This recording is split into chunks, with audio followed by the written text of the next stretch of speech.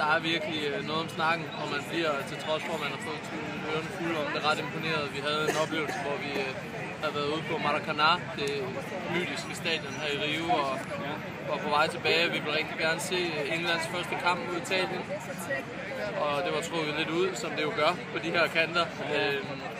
Sidder og stresser lidt på taxichaufføren, ikke fordi de ikke kører hurtigt nok hernede i forvejen, men han vender sig om portugisisk, hvis på en eller anden måde får sagt alt under kontrol, sætter et stik op i sin GPS, og så var der ellers live-fodbold i taxaen. Jeg synes, det beskriver meget godt, hvor fodboldfanatiske de er.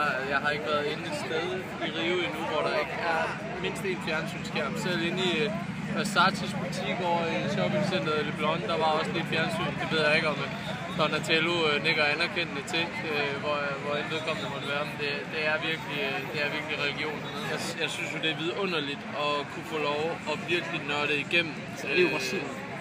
Og en ting er at komme til en slutrunde og sådan noget. Jeg havde også muligheden for at tage til EM i Ukraine her for 2 år siden. Det sagde jeg pænt nej tak til. Det var en af de slutrunder, jeg gerne bare ville se i fjernsyn. Jeg behøver sikkert at stå i Polen. Så det er jo magisk. Jeg tror, det er den slutrunde af alle fra min generation og dem omkring mig allerhelst vil til. Det er jo VM i Brasilien. Det hører ligesom hjemme, og det gør det helt lidt federe, fordi igen, alle de der historier, man har vokset op med, at alle de store Romario, Pelé og sådan noget der, de startede med at spille fodbold i vandkanten. Det er svært at forholde sig til som dansker, men så kommer man hertil og ser, at der bare er 11-mandsmål på stranden, så tror man pludselig på det. Men jeg synes jo, det er noget af det fede ved internationale slutrunder, især VM, det er, at der er nogle nationer, som man uanset hvor meget man prøver at lyde, som om det ikke rigtig ved alt om. Og overraskelserne er der altid, fordi der er kæmpe forskel på landsholdsfodbold og klubfodbold. Nu har vi set alle hold spille, og vi er godt i gang med anden runde. Jeg synes, at det er en fantastisk slutrunde. Nu kan jeg jo ikke huske så mange unge som er. Jeg tror, jeg har minder tilbage fra 94 i USA. Og jeg synes, at sidste slutrunde i Sydafrika var utrolig kedelig.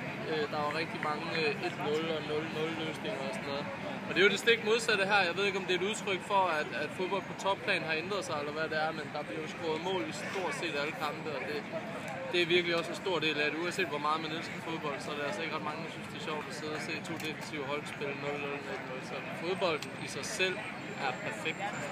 Jeg tror, jeg om nogen både var overrasket og utrolig ked af, at Spanien røg ud efter 2 kampe. Ikke nok med, at jeg havde et par spanier på mit drømmehold, så jeg har boet i Spanien, og det er det hold, jeg altid holder med. Selvfølgelig udover, hvis Danmark lige skulle være så heldig at snige sig med, så det gjorde rigtig ondt. Altså, fodbold er jo følelser, og det er også det samme for mig. Altså, jeg bliver ked af det, når de hold, jeg holder af, de taber. Så det har været et par hårde dage her siden 10. Jeg synes, det der er fedt ved det her VM, det er, at for en gang skyld, så er alle de store stjerner, der er blevet hypet i lang tid op til, de spiller godt. Det plejer altid at være sådan lidt så, og nu kom Messi i gang, til trods for, at han ikke havde verdens bedste kamp, så lavede han sådan mål, som kun han kan lave lige ind i banen rundt og spiller og ud i siden, men alt er godt, men altså,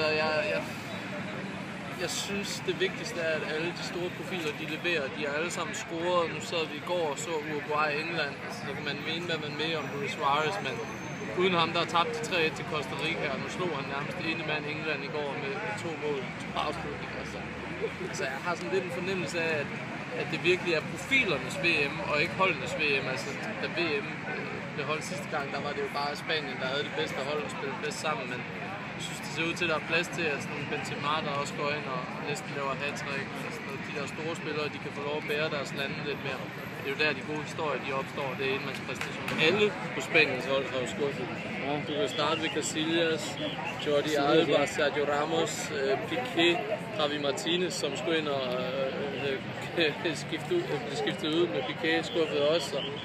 Diego Costa især, ikke, som har haft en fuldstændig sindssyg sæson, lavet over 30 mål for Atletico Madrid og sådan lidt blevet shoppet til Spanien for at give dem den der store boksspiller, de har manglet de sidste par år og sådan noget. Han har jo nærmest været den, der floppede allermest på et stort flophold i Spanien. Og så England også, synes jeg også har været pivringen desværre. I VM-sammenhæng? Ja. Jeg tror, at finalen i 98 mellem Frankrig og Brasilien står utroligt klart. Det gør hele den slutrunde. Selvfølgelig fordi Danmark var med, og vi spillede rigtig godt. Men jeg kan huske alt den hype, der var op omkring Ronaldo, den rigtige Ronaldo, tykke Ronaldo. Med at han var småskadet, og der var rygter om, at han blev tvunget til at spille og fik indsprøjtninger for at blive smerten i sig. Der var sågar rygter om, at Nike havde tvunget ham til at gå på banen og sådan noget. Der var hele den der polemik og mystik og konspirationer, der opstår op til de der store internationale kampe. Dem synes jeg altid er rigtig spændende. Så selvfølgelig vi Frankrig vandt på overregning 3-0, men det der med, at man havde på det tidspunkt en fornemmelse af, at Brasilien ikke kunne slås. Det var sådan lidt sådan, det var i år. Jeg var også siden 94, der var bare sådan, der er jo ikke nogen, der kunne slå Brasilien. I 2006, der var Ronaldinho verdens bedste fodboldspiller, og Kaká var nok verdens næstbedste fodboldspiller. Og så var der tykke Ronaldo og Adriano, inden han strøg på flasken, og hvad han ellers har rodet med siden af. Jeg kan huske, de fire, de var sådan måske de største fodboldspillere i verden på det tidspunkt, sammen med David Beckham. Og jeg kan bare huske, at alle glædede sig sådan til at se de fire på et hold, hvilket jo ikke gav nogen mening, for det var 2 kreatører og 2 angribere, så man snakkede om den der firkant. Ja.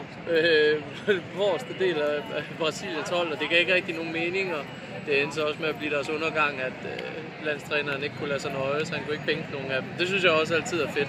Så den skuffelse var ret stor, for jeg havde regnet kraftigt med, at Ronaldinho han ville hive Brasilien til VM-sejr i 2006. Det er Diego Armando Maradona, det er der slet ikke nogen tvivl om, fordi han vandt VM på egen hånd. Nu sidder jeg her og lyder klog om det. Jeg er født i 85 og husker at åbenlyse årsager, derfor ikke Argentinas VM-succes, men har dog fundet samtlige kampe på nettet og set dem. Så meget har jeg dog tilladt mig at nørde. Men det er sådan en af de der er så mange ting. Der er Guds hånd, der er alle de der ting. Hele den tur igennem VM, det var bare ham, der vandt det.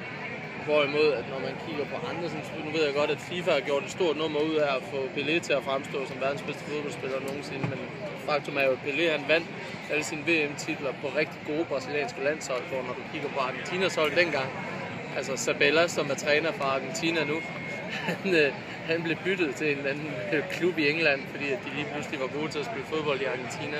Verden var også en anden dengang. Maradonas præstation. Altså Maradona er en af dem, der kan sige, at han har vundet VM for sit land, selvom fodbold er en holdsport. Selvfølgelig er de okay. Danmark spiller jo rigtig dårligt.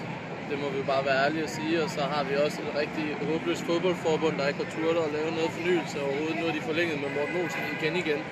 Efter han har misset Gud ved hvilken slutrunde, der havde jeg personligt gerne set, at man havde fået en ny træner ind og kunne prøve nogle nye ting af.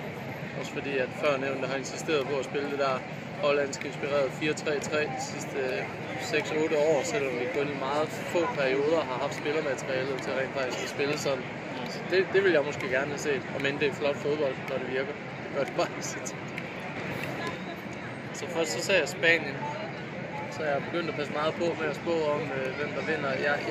Jeg tror ikke, at jeg har et kvalificeret bud på, hvem der vinder, men jeg håber, at Argentina vinder. Fordi at virakken, der vil opstå alene, hvis de nåede finalen her i Brasilien, kvæg den rivalisering, der er mellem de to lande, vil være fantastisk. Men så også fordi, at Messi er min helt, ikke? Så jeg håber, at han kan gøre ligesom Maradona gjorde, nemlig at bære sit land til sådan VM-mesterskab også, og den der snak om, hvorvidt at han var, eller er den største, den forstår mig engang. Tak skal du have. Velkommen.